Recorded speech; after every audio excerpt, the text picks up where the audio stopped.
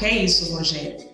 É por meio do conhecimento, dos nossos saberes, da nossa história, é que nós vamos conseguir, aos poucos, minar essa estrutura racista que existe na nossa história.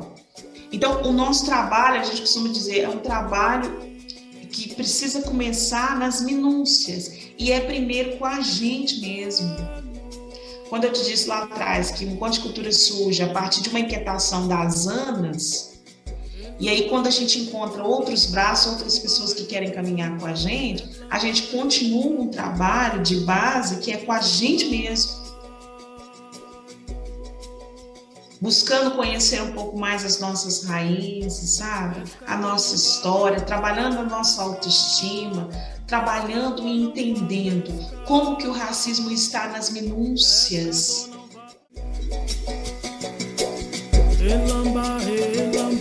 Ancestralidade, identidade, cultura, Minas Negras Gerais. Ela se apresenta como mulher preta e periférica. Ela é natural de Oliveira, aqui nas Minas Gerais. Rainha Conga de Nossa Senhora das Mercês, na Festa do Congo, e reinado de Nossa Senhora em Oliveira, e Rainha Conga da Festa de Maio, na comunidade de Braúnas, aqui também em Minas Gerais.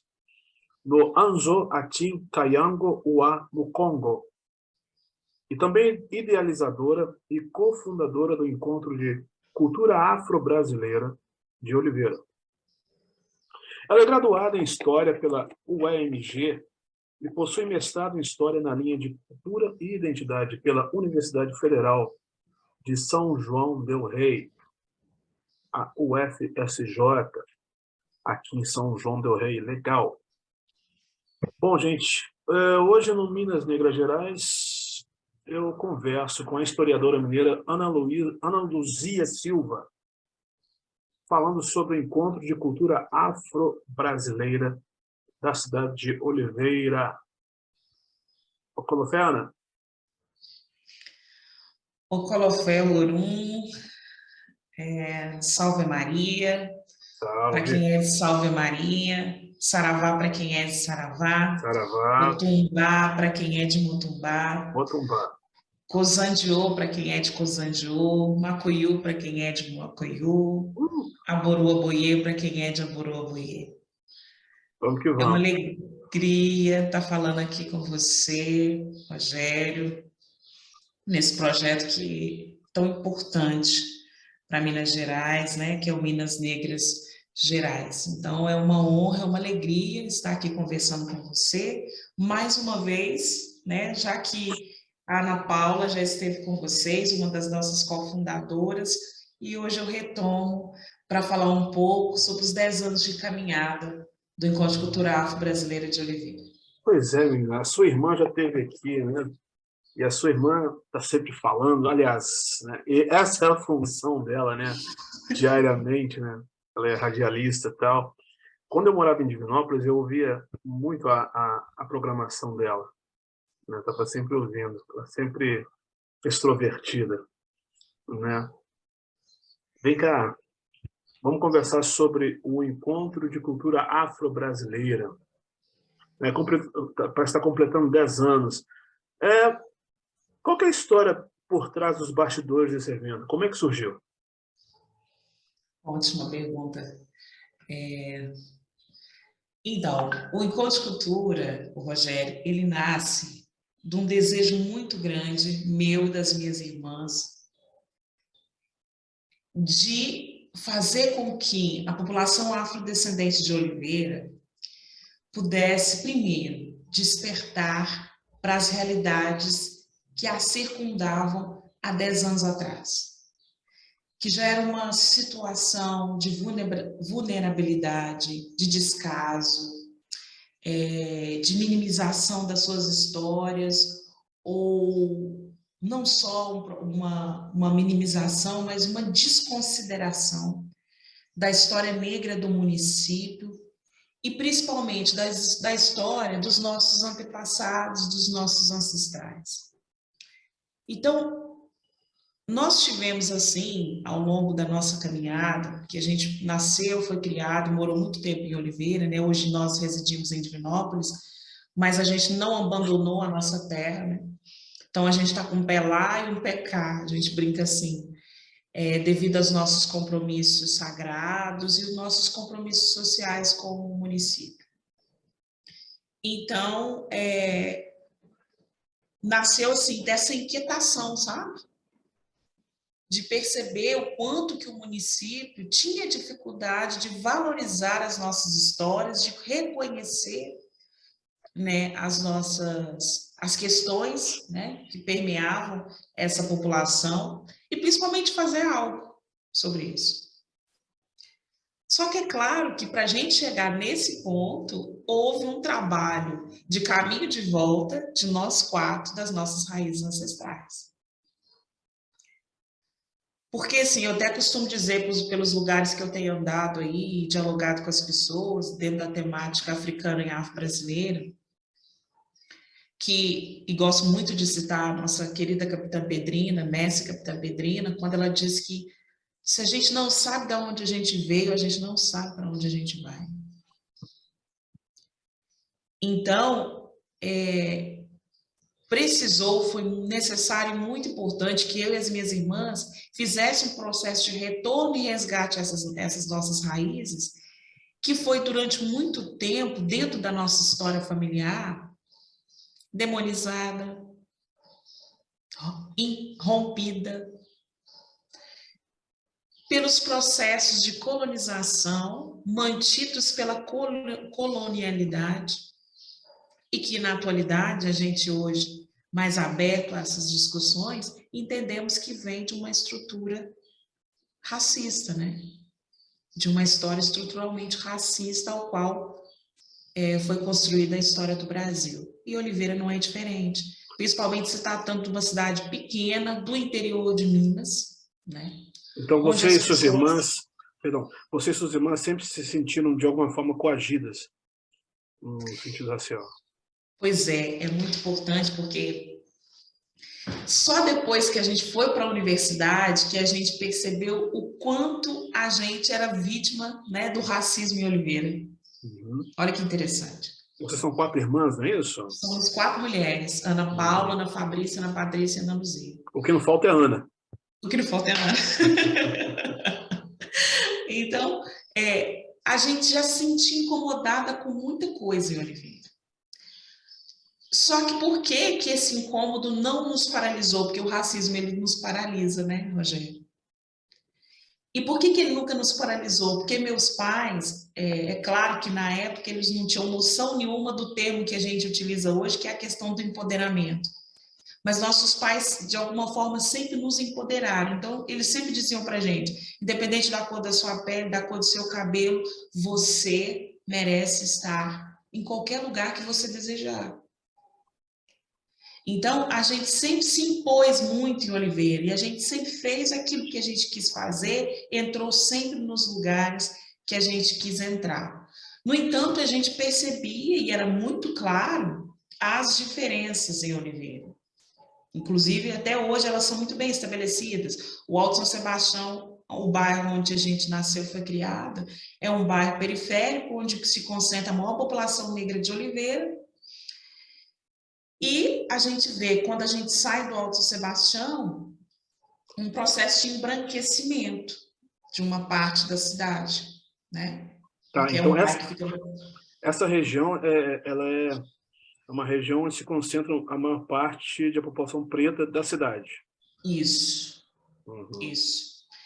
Então, a gente vê facilmente como que regiões de Oliveira, né, são muito mais habitadas pela população branca e rica, e como outras partes de Oliveira são habitadas por essa população preta e pobre, como é o Alto São Sebastião, né? Então, assim, só para tentar responder um pouco a sua questão, para não devagar muito, né, devagar muito na minha resposta, a gente não se sentia coagida lá, mas a gente se sentia incomodadas. Só que a gente não sabia explicar o porquê. Porque isso que as pessoas dizem, a maioria da nossa população preta diz hoje, que há um processo da gente se tornar negro, E às vezes quem está externo a essa realidade tem dificuldade de entender, mas existe um processo de se tornar negro. E nesse processo de se tornar negro, a gente compreende o que implica esse processo de identificação.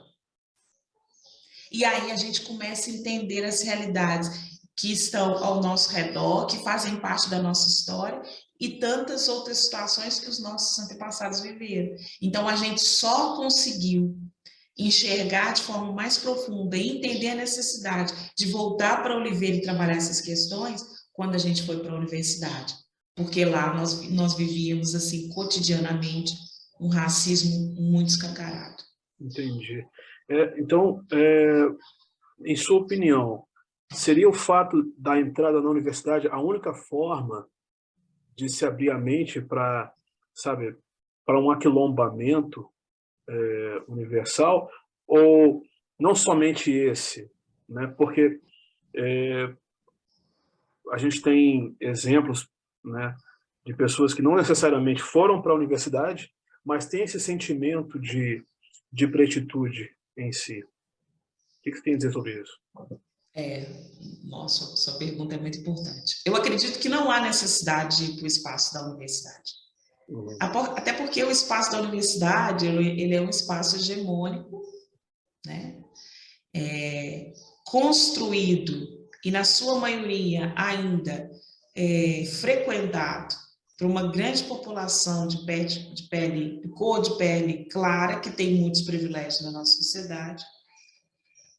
E a gente sabe bem que os currículos aos quais nós estudamos, tanto no ensino médio quanto fundamental, tanto no ensino superior, ainda tem dificuldade de abordar aspectos da história africana e afro-brasileira, mesmo existindo uma lei que o ano que vem faz 10 anos, que é a Lei 10.639, de abordar a nossa história. Né? Então, são 20 anos de uma lei, são mais de 300 anos de história, né? Da presença do povo africano, afro-brasileiro, na identidade, na construção da identidade desse país. E a gente sabe muito bem que os espaços de formação, eles não conseguem contar as nossas histórias ainda. É claro que há, nesses últimos, vou colocar 20 anos, vários movimentos importantes para que isso aconteça, tá? Mas ainda não é um espaço em que a gente pode se sentir à vontade, se reconhecer e se formar também dentro de valores inspirados, né? Formados, vamos dizer assim, a partir de uma cosmopercepção africana. Então, não acho que o espaço da academia é o único, e tenho dúvidas se ele proporciona isso. Mas o que eu estou querendo dizer sobre a nossa história, tenho dúvidas não, tenho certeza. O que eu estou querendo dizer da nossa história é o seguinte, que precisou da gente sair de Oliveira para entender as situações que nos incomodavam lá. Precisou da gente encontrar com outras pessoas, se aquilombar com outros grupos, com outros coletivos, para a gente entender por que a nossa realidade era tão difícil lá. Porque Oliveira é uma cidade extremamente racista, que tem um poder ainda de um vestígio de um coronelismo muito grande, né? Então, a cidade tem dificuldade de se reconhecer racista e de entender a necessidade da gente dialogar sobre isso e de romper com essa estrutura. Então, se vê com muita naturalidade a divisão dessas populações que eu mencionei anteriormente, geograficamente dentro da cidade. Então, assim, é muito comum e normal que as pessoas não se questionem por que a maioria da população preta ainda se encontra na periferia em várias situações de vulnerabilidade e marginalidade. Uhum. A exemplo de Oliveira, né, a gente tem, assim, várias cidades, por exemplo, nas nossas Minas Gerais, né, que passam por esse colonialismo, né, que ainda tem resquícios daquele tempo colonial, né. O aquilombamento ainda se faz necessário, agora mais que nunca, né? Eu quero falar um pouco sobre uma pesquisa que você fez, porque você desenvolveu uma pesquisa sobre a festa do Congo de Oliveira, reinado de Nossa Senhora, analisando aspectos religiosos nessa prática afro-mineira, a partir da metodologia da história oral, da história do tempo presente. Eu queria que você explicasse para a gente como é que foi esse processo dessa pesquisa e quais os resultados obtidos. Então, eu defendi recentemente, em fevereiro desse ano, né? 2022, para quem está vendo aqui agora. 2022, isso, ótimo a gente lembrar, né? Para quem vai assistir depois. Então, Rogério, essa pesquisa foi um momento assim, muito desafiador no meu processo de formação. Há quase 20 anos atrás, dentro desse nosso processo de resgate dessas raízes ancestrais, né?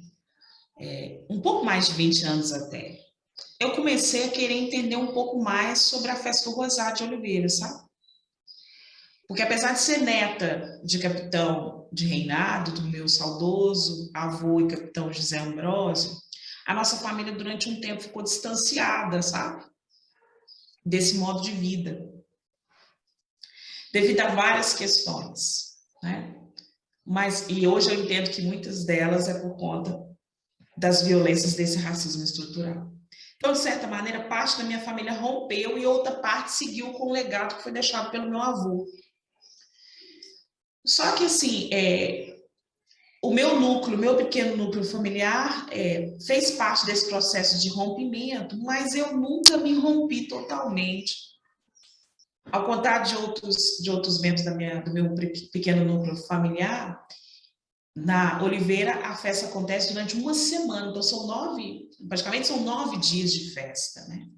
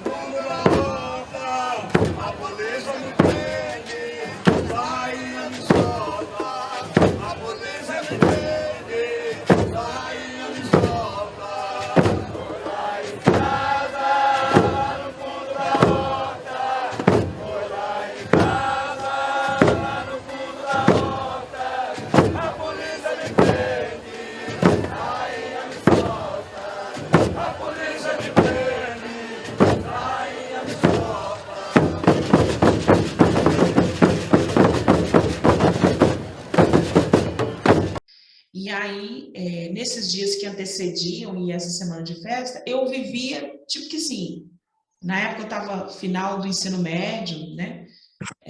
Pensando o que eu ia fazer da minha vida, eu comecei a caminhar muito junto dos ternos. Então, eu saía de casa de 3 horas da tarde, que os ternos saíam de casa cedo para recolher o reinado, eu voltava 4 horas da manhã, andando atrás dos ternos. E o som dos tambores me chamava para alguma coisa, mas eu não entendia para quê. E aí eu comecei a entender que o tambor tinha uma mensagem específica para mim e que eu tinha que entender que mensagem era essa. Ele está no nosso DNA, né? Então eu comecei a pesquisar do meu jeito, sabe? Sobre a festa do Rosário de Oliveira, fui buscar mais a história dos meus antepassados, a história do meu avô, dos meus tios e avós, que foram capitães de terno durante muito tempo, e passei a conversar mais com meus tios, que naquela ocasião estavam vivos e atuantes, né? Dentro vamos dizer, da tradição. Você tem isso filmado, documentado, tudo certinho? Eu tenho muitos registros, né, fotográficos, tenho muitas entrevistas, inclusive muitas delas realizadas no período agora mesmo Olha, interessante. Do mestrado, né, durante a pesquisa do mestrado. Uhum. Então, o que aconteceu? Numa atividade que houve em Oliveira, que foi um seminário na Semana da Festa, eu participei de um seminário sobre a festa do Rosário e tudo o que era dito pelos mestres e mestras que estavam ali presentes soava muito familiar para mim, sabe? Mesmo sem ter um conhecimento profundo aqui. Então, naquela época, eu escrevi uma carta para a nossa querida mestre Capitã Pedrina, oferecendo o meu trabalho. Eu queria trabalhar para o Rosário. E aí, passou alguns meses, houve o falecimento da Rainha Conga, de Nossa Senhora das Mercês, a qual eu respeitava muito, porque a coroa ficou muitos anos na família dela, e não tinha, naquela ocasião, nenhuma filha que pudesse seguir com a herança, porque lá a questão de reis e rainhas é transmitido dentro da família, né? A herança é mantida dentro da família. E aí, o meu tio, padrinho, que era capitão de terno, resolveu indicar o meu nome. E aí eles me convidaram para assumir a missão de Rainha Conga no lugar dela. E aí foi um processo muito importante para eu começar a entender de forma mais profunda esse meu legado, que de certa forma eu tinha deixado adormecido. Então, Rogério, só para resumir a história, que é muito longa, eu comecei, dentro dessa minha missão de Rainha Conga, também comecei a estudar história, que eu entrei no processo de graduação em história, então conciliou tudo, foi tudo junto. Eu dei continuidade à minha pesquisa sobre Festa do Rosário. E aí terminei a graduação, meu projeto de conclusão já foi sobre as questões religiosas da festa, e eu dei sequência no mestrado recentemente com a mesma temática. E aí, qual que é a questão mais bacana que explica sobre a metodologia que eu resolvi escolher para trabalhar na pesquisa? Eu queria falar das questões religiosas da festa, mas como a história ainda é um campo muito fechado para algumas metodologias, eu queria falar, mas eu não queria, de alguma maneira, me mostrar, me colocar o tempo como Rainha Conga, que eu tinha certeza que isso não ia ser bem aceito pela universidade, porque ainda nós seguimos um método positivista, colonialista, de pesquisar sobre a questão afro-brasileira no Brasil. E aí eu fui encorajada a romper com isso. Então, eu escolhi a metodologia, né? As minhas fontes são fontes orais. Então, eu entrevistei mais de 32 reinadeiros. Griots, né? Eu escolhi falar sobre uma história do tempo presente, mas a gente sabe que dentro da perspectiva da história do tempo presente, a gente não rompe com o passado.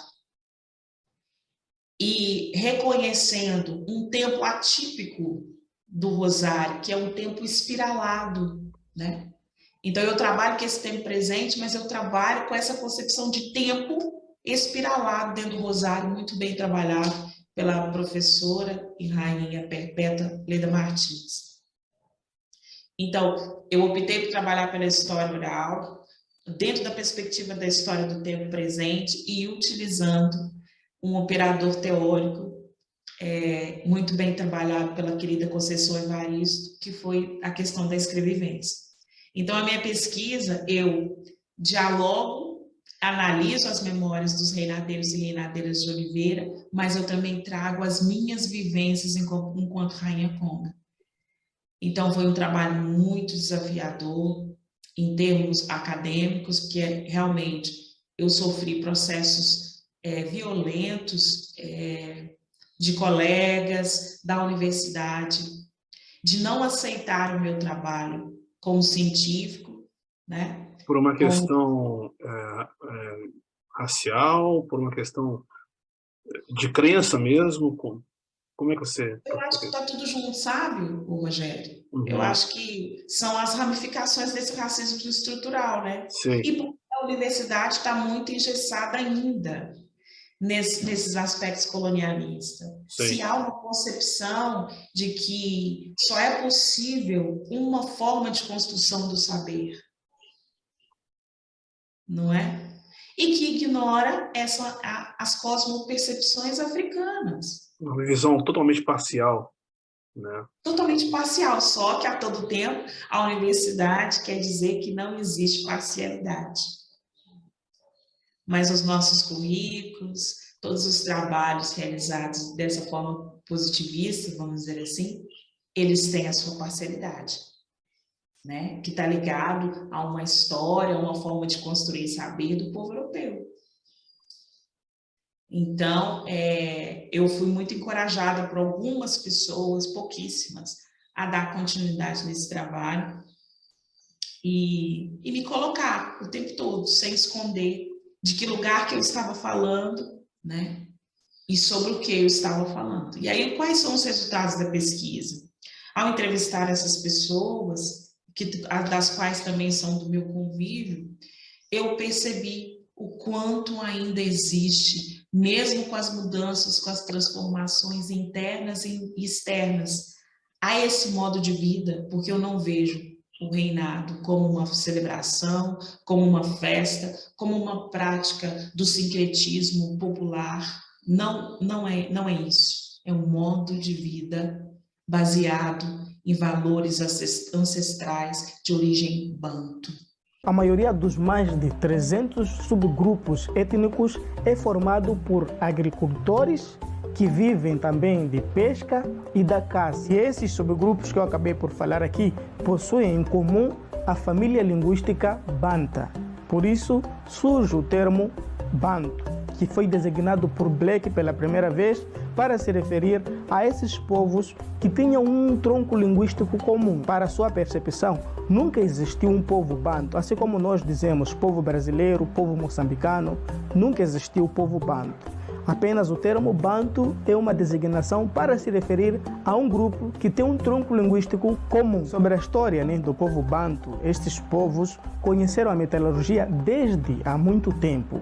O fato que deu a origem a grande vantagem para este povo na conquista de novos povos vizinhos. E foram os bantos que chegaram a construir o Reino do Congo, que envolvia grande parte do noroeste do continente africano. No passado, os bantos viveram em aldeias e eram governados por um grande chefe, o rei banto, também conhecido como Manicongo. Manicongo recolhia os impostos em forma de objetos, mercadorias e alimentos de todas as tribos que constituíam o seu reino. Conforme eu disse no começo, os bantos viviam de caça, viviam também de pesca e de coletas de alimentos como frutos, raízes, vegetais comestíveis, porque existem vegetais que não são comestíveis. As pessoas que habitavam o reino também acreditavam que o Manicongo tinha poderes sobrenaturais, ou seja, poderes sagrados que também ele poderia influenciar nas colheitas, nas guerras e na saúde do povo. E ainda existem várias outras informações históricas e culturais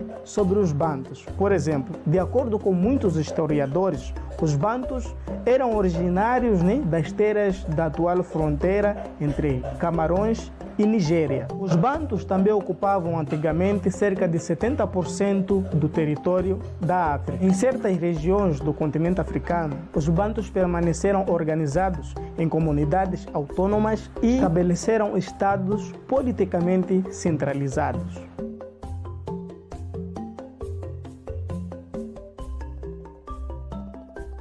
Os bantos foram também um dos grupos mais numerosos a chegar ao Brasil na época da escravidão. E eles foram levados de Angola, de Congo e de Moçambique. E no Brasil eram levados principalmente para o Maranhão, para o Peru, para o Pernambuco, Alagoas, Rio de Janeiro e São Paulo. E os bantos tiveram uma participação expressiva na formação da cultura e do povo brasileiro. Por isso é o que se nota. Então, ao entrevistar esses reinadeiros e reinadeiras, eu pude comprovar que essas raízes estão ainda muito presentes na manifestação, apesar de hoje acolher pessoas de diferentes crenças religiosas. Então, hoje em Oliveira nós temos umbandistas, candomblecistas, kardecistas, católicos e neopentecostais em pequena proporção, né? E que comungam de um modo de vida. E aí é muito importante, porque o que eu percebi e consegui entender com a pesquisa? Não é só uma prática religiosa. Por meio dos estudos, e aí por que eu falo que não só, né? é porque até uma das minhas depoentes, que é a nossa querida intérprete Titane, que também é Reinadeira de Oliveira, ela me disse na pesquisa... A cantora? Cantora, ela foi uma das minhas depoentes, e ela disse, eu acho muito difícil a gente dizer que o reinado é uma religião, porque dentro do que eu entendo, a religião muito como uma regra, com muitas regras estabelecidas, eu acho que as religiões de matriz africana, elas não se adequam a esse termo de religião dentro daquilo que nós compreendemos como religião. Elas estão para além disso. Então, e a partir dos estudos de Funchal, traduzidos por Tigana Santana, estudando sobre cosmologia Banto-Congo, eu entendi que o reinado é um modo de vida baseado em valores ancestrais, que busca um processo de autocura, autocuidado, autoconhecimento e autocontrole, a partir da relação com o sagrado. E aí a gente precisa entender que o sagrado para o africano e que nós herdamos está em todas as esferas da vida humana. Eu estou com uma dúvida aqui. Até que eu gostaria de trocar essa ideia contigo. Porque nos dias atuais, dialogar com várias lideranças negras passa a ser uma forma de sobrevivência do nosso povo preto, né?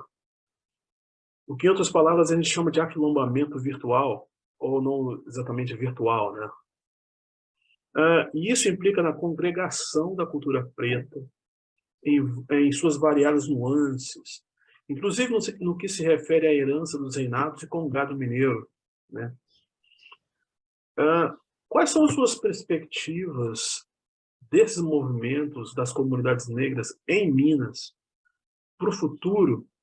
E como é que a gente poderia dialogar com as novas gerações a respeito dessa enorme importância da preservação das culturas, uma vez que a gente ainda não tem, de fato, a aplicação da Lei 10.639 nas escolas? Eu quero muito retomar a questão do nosso trabalho com ponticultura, que eu acho que eu vou conseguir responder assim, talvez te responder melhor a partir dos nossos trabalhos, sabe? Eu acho que esse nosso processo de aquilombamento, ele é, como você muito bem colocou na sua fala inicial, ele está no aspecto de sobrevivência para nós, pessoas pretas e pretas, né, que se auto-identificam, né, e vivem dentro desse modo de vida construído pelos nossos antepassados. Eu acho que virou para nós uma questão de sobrevivência. Então, acho muito importante esse movimento que tem acontecido em Minas e no Brasil, de forma geral, que não é um movimento, que é um movimento que tem crescido nas últimas décadas, mas a gente sabe muito bem, e que historicamente, toda a união de povos africanos, de povos pretos, desde o período da escravidão, dentro dos processos diaspóricos, dentro do processo da abolição e pós-abolição, eu o reconheço como um movimento negro, como movimentos, né? A partir do momento que a gente se une para dialogar, a partir do momento que a gente se aquilomba para trazer melhoria para a nossa comunidade, para entender e resgatar aquilo que foi tirado de nós, né, em tantos processos de violência aos quais eu citei aqui, para mim, são movimentos negros. E tenho certeza que para as futuras gerações colher dos frutos aos quais nós estamos trabalhando hoje, ainda com muita dificuldade, nós não podemos desanimar e deixar que discursos externos minem o nosso processo de aquilombamento. Eu acho que tem coisa de preto que deve ser conversado só entre nós. Eu acho que tem questões diversas que podem fragmentar o nosso trabalho, que deve ser conversado entre nós. E que muitas vezes essas situações são criadas pelos descendentes dos opressores, sabe? E que às vezes a gente não se dá conta disso. E, baseado numa educação antirracista, em que vá fazer com que a Lei 10.639, que o ano que vem completa 20 anos, realmente se efetive no trabalho das escolas, é cansativo, mas é um trabalho cotidiano, é diário. O Encontro de Cultura, nesse último ano, né, muito voltado principalmente, né, não só, mas principalmente para marcar esses 10 anos de atuação do Oliveira em região, a gente tem recebido muitos convites de várias escolas de Oliveira e região para ir conversar com os alunos, para ir conversar com os professores, sabe? E a gente vê que mesmo a escola se abrindo para essas realidades, ainda existe muita dificuldade de um diálogo por parte de todos né, de toda a representação da escola, por parte de toda a comunidade escolar. E quando eu falo comunidade escolar, eu estou falando dos pais, dos alunos, dos professores, dos funcionários, porque há uma intenção de se manter o racismo ainda escamoteado, escondido. As pessoas insistem em dizer que não há necessidade de conversar sobre isso. E essas ações, elas ficam muito focadas em 2 datas específicas que o Encontro de Cultura as considera, mas que a gente tem trabalhado muito com os nossos parceiros e dizer, olha, não é só no 13 de maio e no 20 de novembro que nós precisamos falar sobre isso. Inclusive, a lei garante que, durante todo o ano, a criança, o jovem, o adolescente, né, e dentro das universidades, nós tenhamos acesso à cultura africana e afro-brasileira. Porque é isso, Rogério. É por meio do conhecimento, dos nossos saberes, da nossa história, é que nós vamos conseguir, aos poucos, minar essa estrutura racista que existe na nossa história. Mas para a gente mudar uma realidade, a gente primeiro precisa reconhecer que ela existe. Perfeito.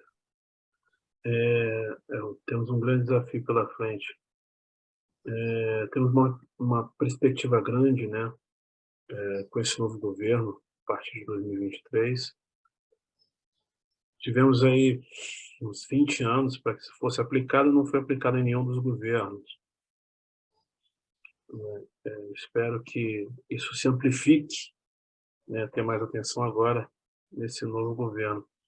Só voltando um pouco no comentário que você fez acerca dessas políticas, né, que teriam que ser feitas entre nós, né? Isso não iria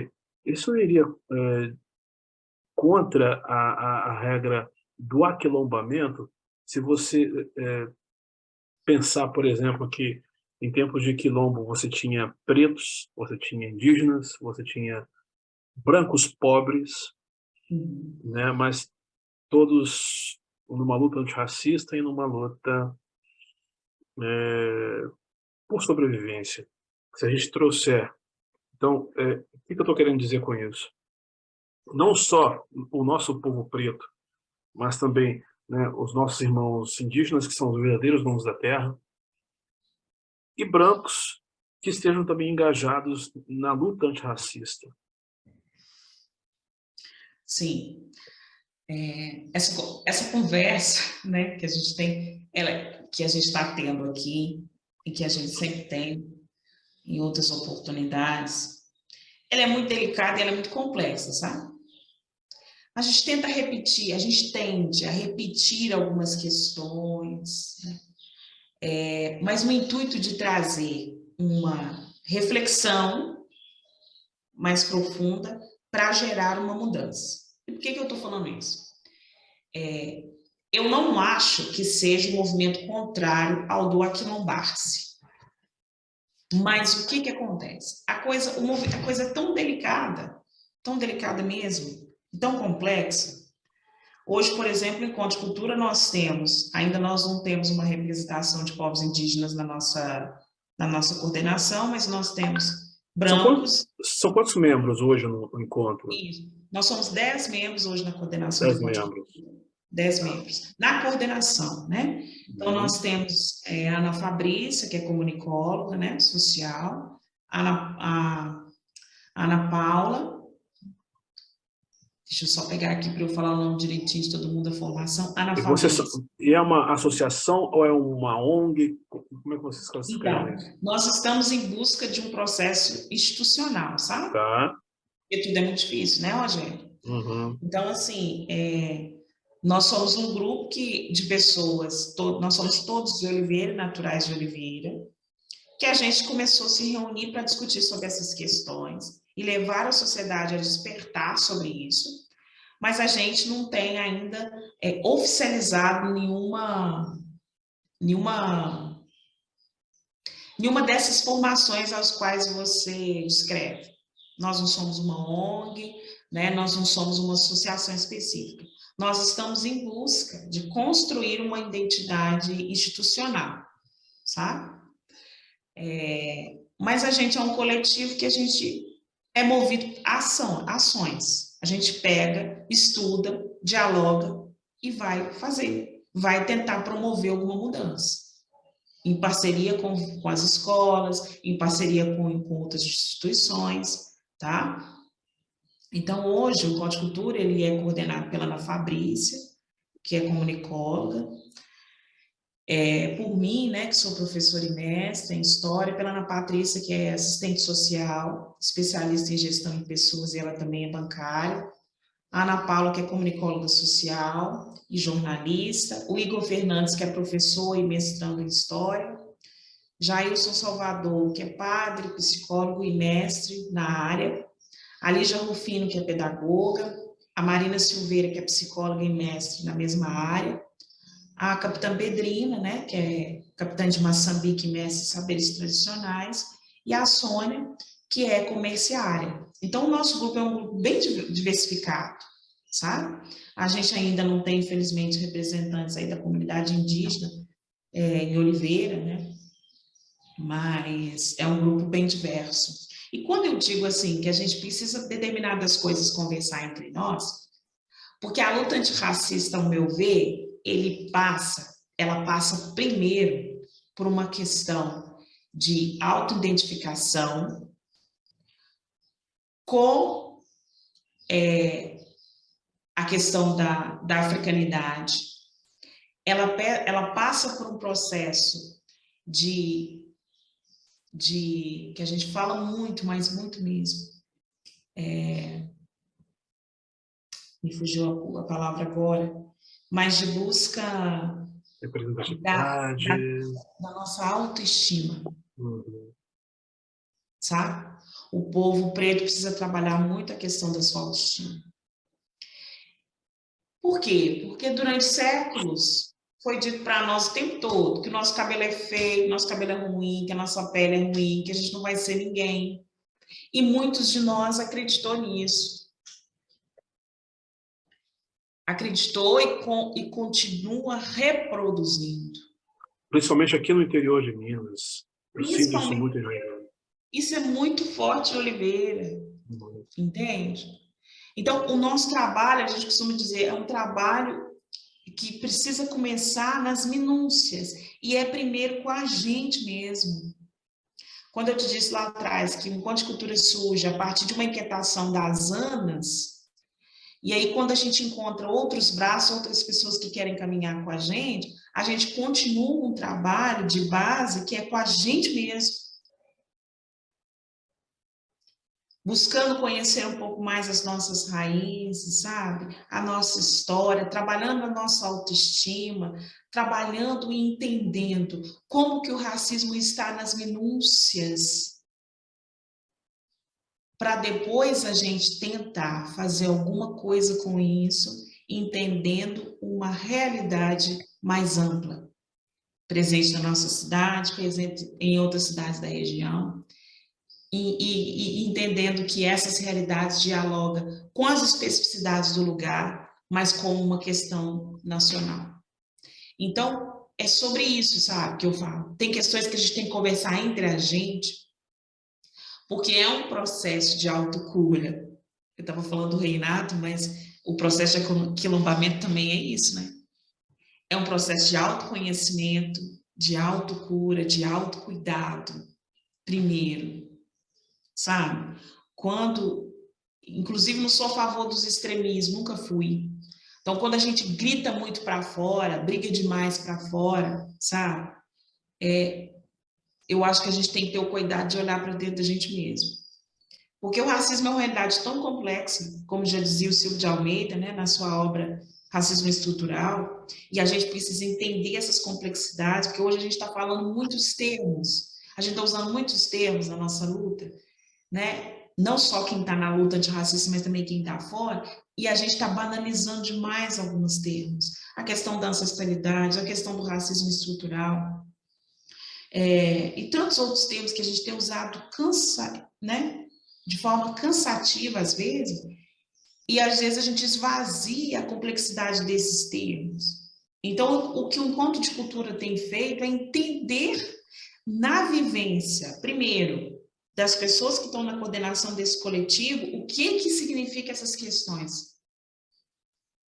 Inclusive, pautado nas nossas vivências mesmo, enquanto pessoas pretas e pretas, né? Independente da cor da pele, que é como eu estou dizendo, tem pessoas brancas no nosso coletivo, mas que entendem que a questão do preconceito, a questão do racismo, ela é questão de branco também, né? Então, aliás, eu acho que ela é muito mais problema de branco do que problema de negro. Mas o negro, por que se torna problema de negro? Por conta dessas questões que eu falei antes, né? O negro, ele tem essa dificuldade de entender que ele é importante, que ele consegue, às vezes, chegar, às vezes não, que ele consegue chegar em qualquer lugar que ele quiser, que ele pode estar em qualquer lugar de poder, né, que ele almejar, mas desde que ele entenda que para ele conseguir chegar nesses espaços, existe um histórico que tirou de nós o direito de conquistar no mesmo pé de igualdade pessoas de pele clara no Brasil. E aí, por isso, a importância da gente entender as políticas públicas que vai minimizar essas desigualdades, que é uma questão que sempre aparece nas nossas ações, né, do Encontro de Cultura, por parte de muita gente, né? Para que existe cota? Para que existem essas políticas, né? E aí a gente precisa lembrar o tempo todo, né? Buscando conhecimento dessa nossa história, que pouco menos, né? Um pouco mais de 130 anos, a população africana e afro-brasileira não era nem gente, né? Não era nem gente, então, consequentemente, não era cidadão, né? Não passava por um processo de acesso a determinados direitos. Então, hoje nós estamos buscando ainda uma cidadania efetiva. E para que a gente busque isso, para que a gente não tenha medo de correr atrás daquilo que é nosso por direito, a gente precisa conversar entre nós determinadas questões para a gente buscar esse processo de autocura, de autoconhecimento, sabe? É sobre isso que eu estou falando. E aí sim, quando eu começar a porque foi tirado, Rogério, de nós tudo, né? Com o processo de escravidão. Foi tirado o nosso nome, né? Foi tirado o nosso patrimônio, foi tirado a nossa autoestima, mas ao mesmo tempo foi o tempo todo ressignificado explicado por nós, né? É muito difícil, porque assim, hoje a gente fala sobre os processos violentos da escravidão, para que as pessoas não esqueçam deles, mas a gente também está na luta de falar dos nossos processos de resistência, que são muito importantes, serem ditos, serem contados e recontados, para que a gente continue nessa luta. Mas eu tô querendo dizer que ainda existe um problema grave que nos afeta, para que a gente tenha condição de continuar a luta que os nossos antepassados e ancestrais estabeleceram, sabe? Estamos de pé ainda. Isso. Né? Creio que o aquilombamento é isso. Essa agregação de ideais e culturas pretas nas suas variadas nuances. Estamos aqui para isso. Essa agremiação, né, do Encontro de Oliveira e do Minas Negras Gerais, por exemplo, é de extrema importância. Eu venho conversando com outros líderes de movimentos negros aqui de Minas e de fora de Minas também. E as ideias são bem similares, são as mesmas, né? A gente só precisa aparar mais as arestas. Uhum. É verdade? Precisa. Ana, Precisa mesmo. estamos chegando ao fim da nossa entrevista. Ah, que pena. Gratidão, Ana. Gratidão por você ter se disponibilizado a compartilhar um pouco dos seus saberes e dessa cultura tão bonita que vocês promovem aí na região de Oliveira e Divinópolis. Meu abraço à comunidade preta dessas cidades. Espero estar aí em breve nos eventos que vocês promoverem. Só chamar. Bom. E eu queria que você deixasse uma mensagem aqui a toda a comunidade preta em Minas e Brasil afora. Diga lá. Como uma boa reinadeira, né? Como uma boa macumbeira, vamos dizer assim, né? Macumba é ciência. Eu não posso deixar de deixar essa mensagem com o meu canto, que é outra questão que a gente precisa conversar muito, sabe, Rogério? A gente precisa lutar ainda para conseguir acabar com esse processo de demonização do nosso sagrado. Nossa, eu acho que esse ainda é um passo que a gente precisa trabalhar muito, muito mesmo. Principalmente em Minas, que é uma terra que ainda tem um poder muito grande da Igreja Católica. E por falta mesmo de conhecimento das pessoas, elas acabam, por esse processo de colonialidade, entendendo que a religião correta, né, é o catolicismo, né? Ou então vou colocar as religiões cristãs. E colocando como o oposto, né, as religiões de matrizes africanas. Então, com orgulho de ser reinadeira, né, e de estar aí em relação, em contato, buscando conhecer as várias outras religiões de matriz africana, eu queria dizer para o meu povo que busque saber da sua história, conversando pelos que estão perto, antes que eles se vão, né? Preto, toda preta, eu também nasci assim. Lá em casa tem um preto que botou preto em mim. Preta, toda preta, eu também nasci assim. Lá em casa tem uma preta que botou preto em mim. É preto, calunga. Todo mundo é preto, calunga. É preto, calunga. Todo mundo é preto, calunga. Salve Maria, para quem é de Salve Maria. Saravá para quem é de Saravá. Mutumbá para quem é de Mutumbá. Colofé para quem é de Colofé. Cuzandiô para quem é de Cuzandiô. Macuiú para quem é de Macuiú. Aboruaboiê para quem é de Aboruaboiê. Saravá. Saravá. Muito bem. Conversei hoje com a historiadora mineira da cidade de Oliveira, Ana Luzia Silva. Ana Luzia é prova de Brasil Preto, que dá muito certo. Força para nós. Valorize a cultura afro, a identidade negra, a ancestralidade e a pluralidade do povo negro. Apoie o Minas Negras Gerais. Pix minasnegrasgerais@gmail.com. Bora nos aquilombar! Inscreva-se no canal, dê o seu like e compartilhe com seus amigos. Os tambores de Minas soaram, seus tambores nunca se calam.